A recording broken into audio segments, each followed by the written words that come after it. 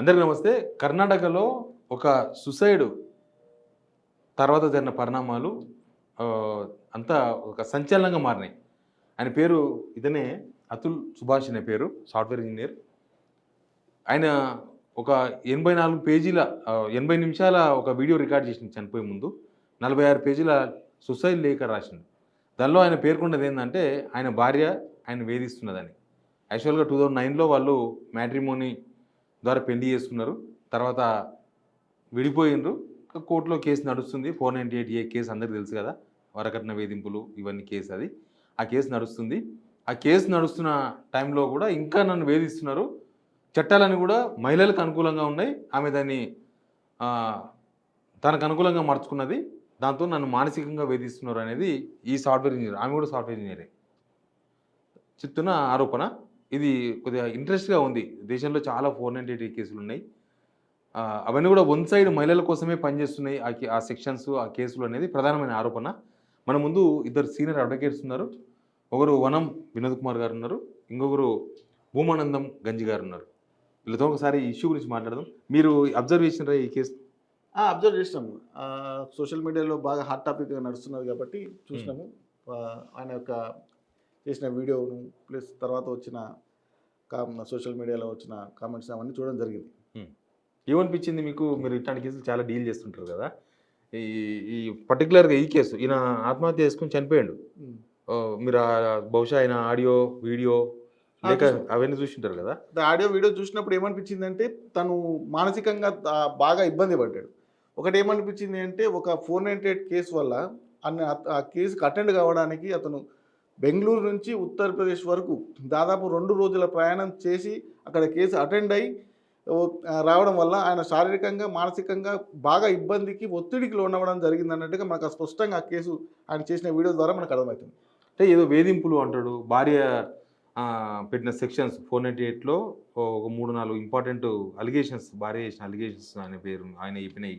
Plus ఈయన ఏమంటారంటే చట్టాలన్నీ కూడా మహిళలకు అనుకూలంగా ఉన్నాయి కాబట్టి నన్ను వేధించారు వాళ్ళ ఫ్యామిలీ మెంబర్స్ అని. అంటే మనకున్న చట్టాలు ఎట్లా అంటే, సహజంగా కొంచెం ఆడవారికి కొంచెం సానుకూలంగా ఉంటుంది. Only making of allegation is పెట్టి కంప్లైంట్ ఇస్తారు, తర్వాత రిజిస్టర్డ్ అవుతుంది, ఇవన్నీ ఉంటాయి. కానీ త్రూ ప్రాసెస్ ఆఫ్ కోర్టు తర్వాత వాళ్ళు పెట్టిన అలిగేషన్స్ నిజమా కాదా అని విచారణ చేపట్టి కోర్టులు మంచిగానే తీర్పిస్తున్నాయి. మన దగ్గర లేట్ అవుతున్నారు మన జ్యుడిషియల్ ప్రాసెస్లో, కానీ న్యాయం అనేది 100% జరుగుతుంది. అబ్బాయి కొంచెం తొందరపడదు అనుకుంటాను. మీరేం చెప్తారు? 498 సెక్షన్స్ కేసులు చాలా బుక్ అవుతుంటాయి. దానిలో ఎంత ఒరిజినాలిటీ ఉంటుంది? నిజంగానే ఆ వేధింపులు అవన్నీ ఉంటాయా? ఇప్పుడున్న సిచ్యువేషన్లో ఏముంది? సిచ్యువేషన్లో 90 కేసులు 90% కేసెస్ ఆఫ్ ఫాల్స్ కేసెస్ పెట్టడం జరుగుతున్నది. దానిలో 10% మాత్రమే మహిళలకు అన్యాయం జరుగుతుంది. ఈ 90% మాత్రం తప్పుడు కేసులు పెడతారని చెప్పేసి ఈ సమూహంగా తెలియజేస్తారు. అంటే ఏ సందర్భంగా పెడుతున్నారు కేసులు అవి? ఈ అమ్మాయిలకు ఇది బ్రహ్మాస్త్రం కాబట్టి వాళ్ళు ఒక ఫాల్స్ అంటే ఏది ఏమైనా కానీ వాళ్ళు వరకట్న అంటే డబ్బులు నన్ను మా హస్బెండ్ నన్ను 30 లక్షల రూపాయలు కట్టందేమని 20 లక్షల రూపాయలు కట్టందేమని ఇట్లా ఫాల్స్ కంప్లైంట్ ఇట్లా ఇవ్వడం జరుగుతుంది అనమాట. ఓన్లీ వాళ్ళకి ఒక బ్రహ్మాస్త్రం ఉంది కాబట్టి దాన్ని బేస్ చేసుకొని తప్పుడు కేసులు పెట్టడం జరుగుతుంది. ఈ కేసు పర్టికులర్ ఈ కేసు గురించి చెప్పాలంటే ఏం చెప్తారు మీరు? అంటే ఈ కేసులో వచ్చేసి ఎట్లా అంటే, భార్యాభర్తల మధ్యలో చిన్న డిస్ప్యూట్స్ వచ్చినాయి. సహజంగా ఇప్పుడు 498 కేసులు వస్తే భార్యాభర్తల మధ్య డిస్ప్యూట్స్ రాగానే వాళ్ళు ఎక్స్ట్రీమ్కి వెళ్ళిపోయి నా భర్తను ఎట్లా నేస్తాడు, మన సంగతి చూస్తా, అంతు చూస్తా అని ఒక ఎక్స్ట్రీమ్ ఎమోషనల్ ఫీలింగ్స్ అనేవి ఆడవాళ్ళకి వస్తుంది. అదే విషయం వాళ్ళ ఫ్యామిలీలో కూడా డిస్కషన్ చేసిన తర్వాత వాడిని ఎందుకు వదిలేయాలి, మన ఇబ్బంది పెట్టిండు, నన్ను శారీరకంగా ఇబ్బంది పెట్టిన వాళ్ళ యొక్క మనోవేదనను అన్నింటి కూడా వాళ్ళు ఏం చేస్తారంటే, అలిగేషన్స్ జరిగింది కొంత అయితే దాన్ని కొంచెం అదనంగా యాడ్ చేస్తారు. అంటే సెక్షన్ ఏదైతే 498 ఏం చెప్తుంది అంటే, to the danger to the life and limb of the women అని చెప్తుంది. దానికి అనుగుణంగా అంటే ఏదైతే సెక్షన్ చెప్తుందో దానికి అనుగుణంగా అలిగేషన్స్ అన్నీ ఫ్రేమ్ చేసుకున్న అలిగేషన్స్ అన్నీ కూడా కంప్లైంట్ రూపంలో స్టేషన్లో చేయడం జరుగుతుంది. దానికి అబ్బాయి వాళ్ళు ఏమవుతారంటే, నీవేమీ చేయలేదు, నేనేం అనలేదు, అయినా సరే నా మీద ఇట్లాంటి కేసు పెట్టింది అని బాగా మనస్తాపానికి గురయ్యడానికి అవకాశం ఉంటుంది. అట్లానే ఈ కేసులో కూడా జరిగిందని నా భావన. అంటే 40 పేజీల లేఖ, 44 పేజీల సంథింగ్ లేఖ రాసిన అనేది కదా. అంటే ఏంది అసలు ఈయన కేసులో అంత మానసిక వేదన కలిగించే అంశం ఏమున్నది? అంటే ఆయన లేఖని మనం ఒకసారి ఆయన చెప్పిన నా వీడియోని చూస్తే ఏంటంటే మెయిన్గా 5 మీద అలిగేషన్ చేసినాడు. హ్మ్. 5 మీద అలిగేషన్ చేస్తూ ప్రతి ఒక్కరి గురించి వివరంగా రాసుకుంటూ వచ్చినాడు.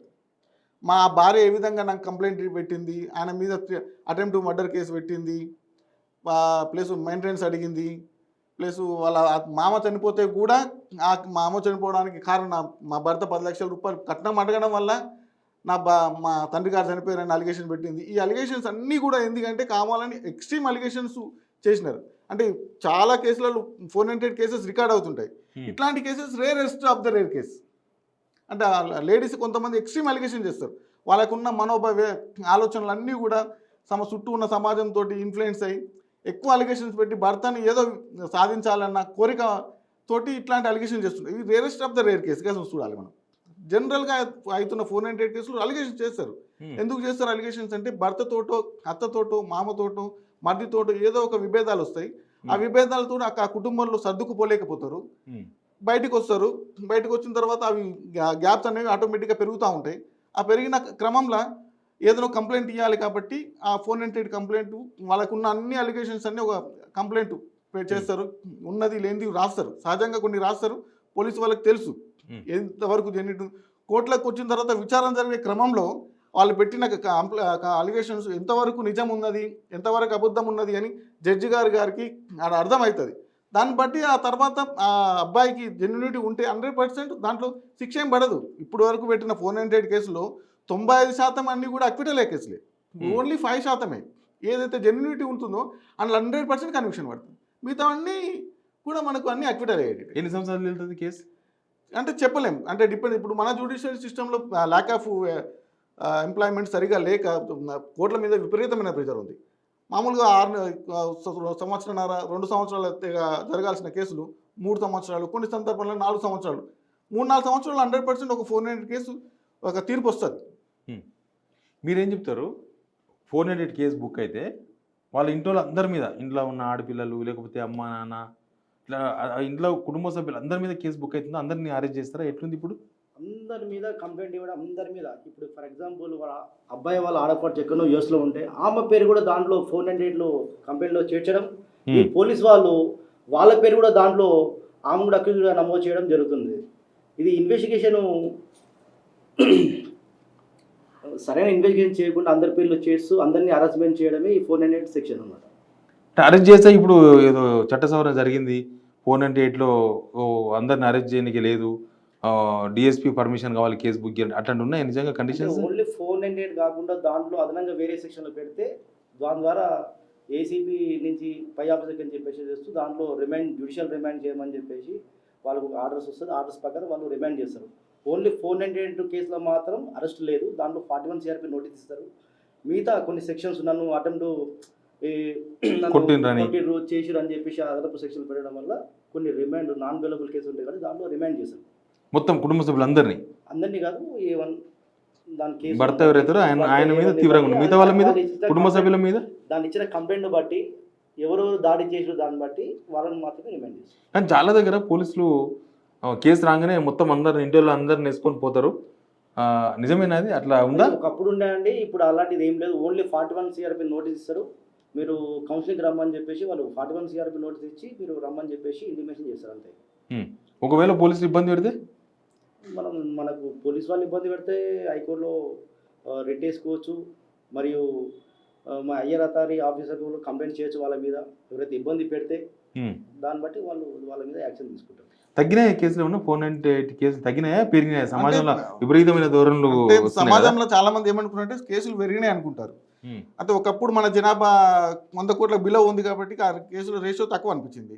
ఇప్పుడు దాదాపు 150 కోట్ల చిల్లరగా వచ్చింది కాబట్టి సమస్యలన్నీ అదే రేషియోలో పెరిగినాయి కాబట్టి అవి పెరిగినట్టు కనబడుతున్నాయి. కానీ ఒరిజినల్గా ఎక్కడో ఒక దగ్గర సమస్య ఉంటుంది. జనాభా పెరిగింది కాబట్టి జనాభా ప్రాతిపదికన కూడా కేసులు పెరిగినాయి. కేసెస్ 100% మ్యాట్రిమోనియల్ ఇష్యూస్లో 498 కంప్లైంట్ అనేది ప్రైమరీ ఆప్షన్ అమ్మాయి వాళ్ళకి. సరే, కోర్టు తేలుతుంది లాస్ట్ ఫైనల్గా ఏందనేది.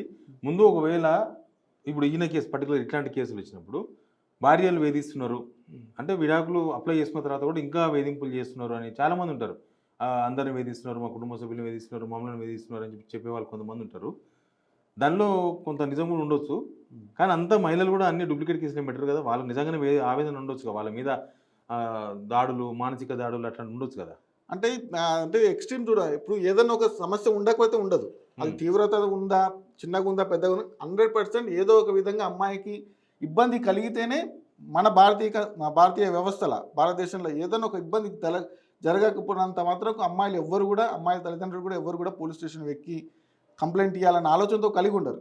ఎంతో కొంత వాళ్ళకి ఇబ్బంది జరుగుంటుంది, అది ఇది పెద్దలు కూర్చొని సామరస్యంగా నలుగురు కూర్చొని మాట్లాడుకొని ఏదో ఒక సెట్ చేసుకుంటే వీలవుతుంది.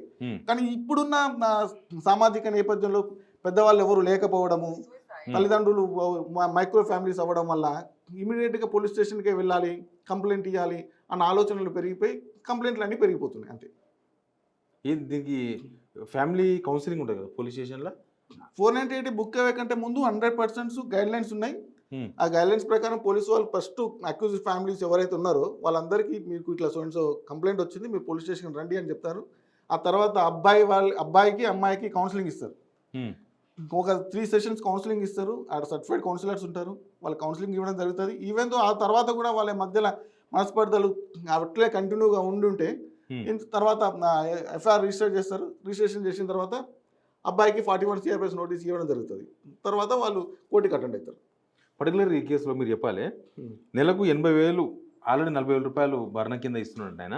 నెలకు 80,000 భరణం చెల్లించాలని కోర్టు ఆదేశించింది. 80,000 ఇస్తారో ఏమో, మిగతా మాత్రం భరణంగా 3 కోట్లు, మెయింటెనెన్స్ కింద నెలకు 2 లక్షల రూపాయలు. అంటే ఈయన భార్య ఈయన అడిగింది అనేది ప్రధానమైన ఆరోపణ. ఆ డబ్బులు ఇచ్చి ఇంకా నేను వాళ్ళని బలోపేతం చేయలేను, నేను ఆల్రెడీ ఇవ్వాల్సిన డబ్బులు ఇస్తున్నా, నన్ను ఆల్రెడీ 5 లక్షల రూపాయలు నిన్న మొన్నే డిమాండ్ చేసింది అని నేను ఆ లేఖల 40 పేజీల లేఖ కూడా అంత చదవలేదు.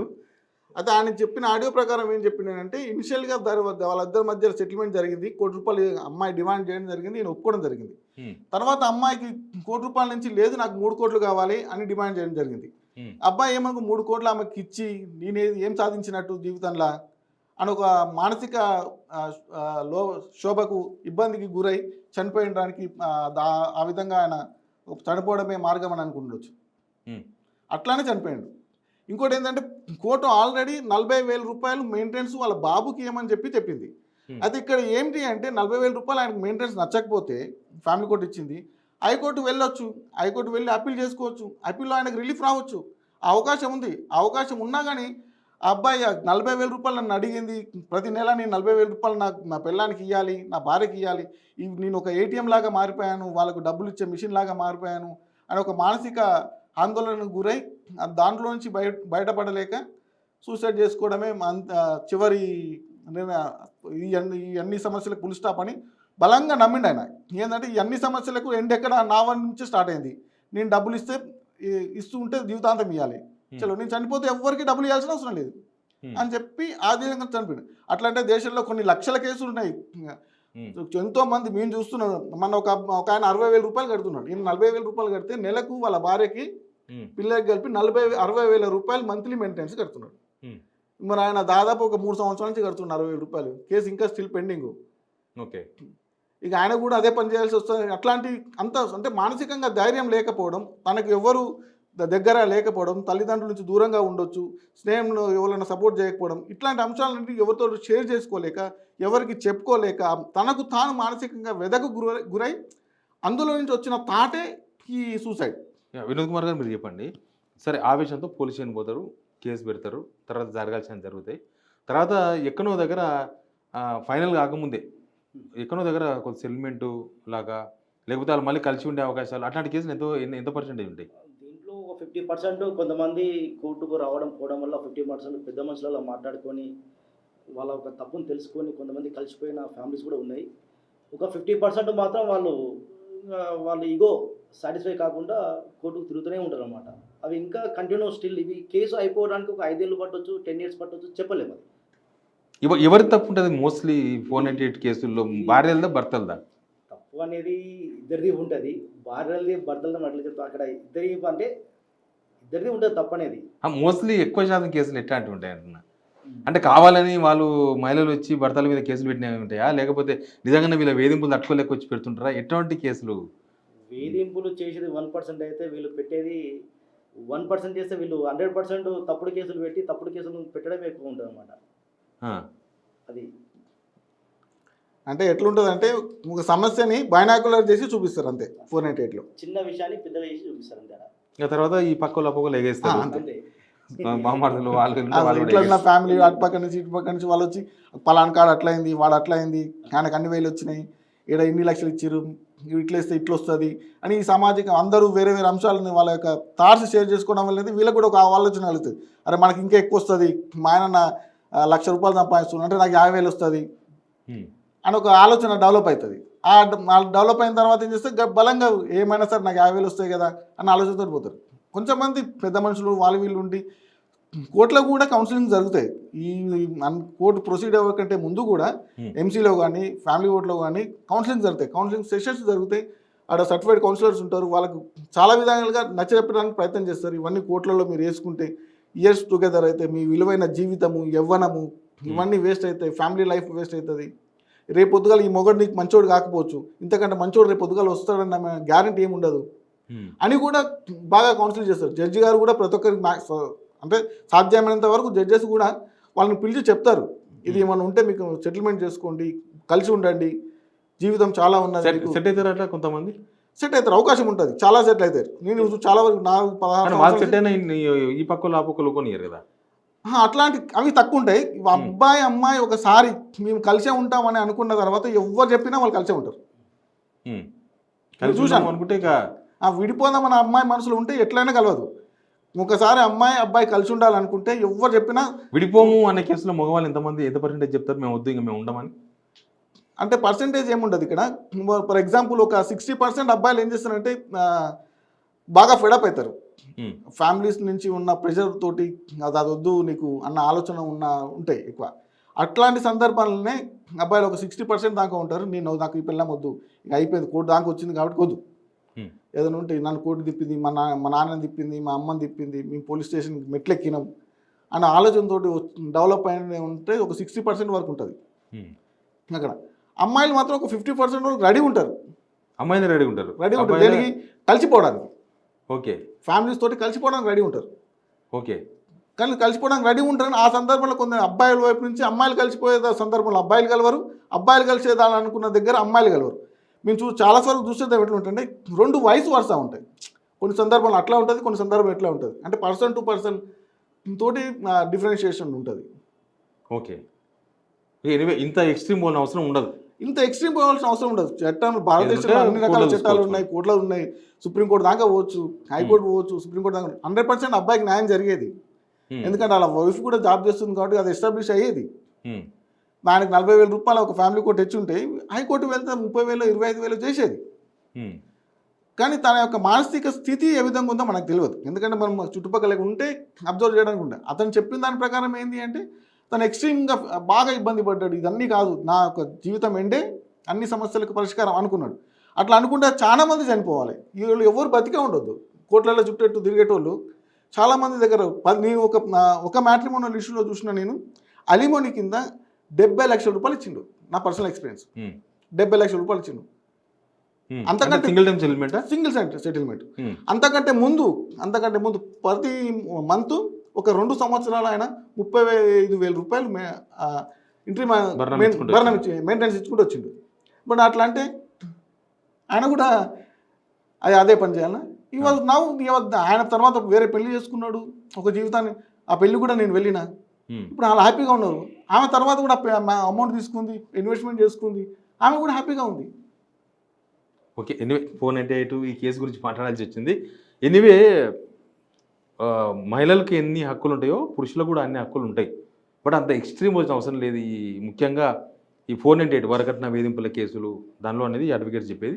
Please subscribe signal TV.